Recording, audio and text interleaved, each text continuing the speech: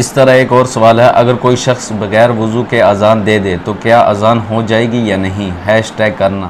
اس طرح ایک سوال پوچھا ہے، کیا کلر والی مہندی لگا کر نماز پڑھ سکتے ہیں یا نہیں؟ #. کرنا.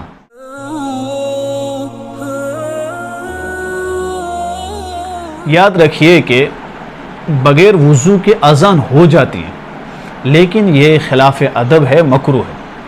ایک بات اور یاد رکھیے، یا تو آپ کے یہاں جو مئے کو جہاں اذان دو وہ مسجد کے باہر و حمام میں ہو، کشمیر میں حمام ہے وہاں دینی ہوگی، یا مسجد میں دینی ہوگی۔ اب اگر بغیر وضو ایک تو آپ اذان دے رہے ہیں، یہ بھی خلاف ادب ہے، اور دوسرا مسجد میں بھی گھس رہے ہیں بغیر وضو، یہ تو اس سے زیادہ غلط ہوا۔ اس وجہ سے وضو کریں اور وضو کرنے کے بعد ہی اذان دیں۔ کوئی بات نہیں، ضرور تھوڑی ہے کہ 1:15 پر ہی اذان دینی ہے، 1:20 پر بھی اذان دے، نہیں 1:15 ہوئے، ٹائم ہو گیا، اب وضو بعد میں کریں گے، پہلے اذان دے۔ عجیب معاملہ ہے، پہلے وضو کریں پھر اذان دیں۔ ہاں کبھی اگر ایسا ہو جائے تو اذان ہو جاتی ہے۔ اس طرح ایک اور سوال ہے، کیا کلر والی مہندی لگا کر نماز پڑھ سکتے ہیں یا نہیں؟ #. کرنا.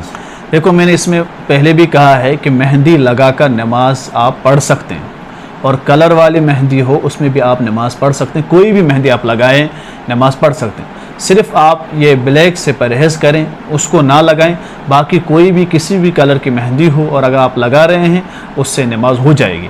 لیکن اس میں یہ بات یاد رکھیں، میں نے اس سے پہلے ہی بتایا، اگر وہ مہندی کیمیکل والی ہے جو بالوں کے اوپر جس کی تہ بن جاتی ہو، پھر اس کو لگایا، پھر پانی ڈالا اور وہ پانی اس کیمیکل ہی پر رکا، اس بالوں تک نہیں پہنچا، تو وضو ہوگا نہیں۔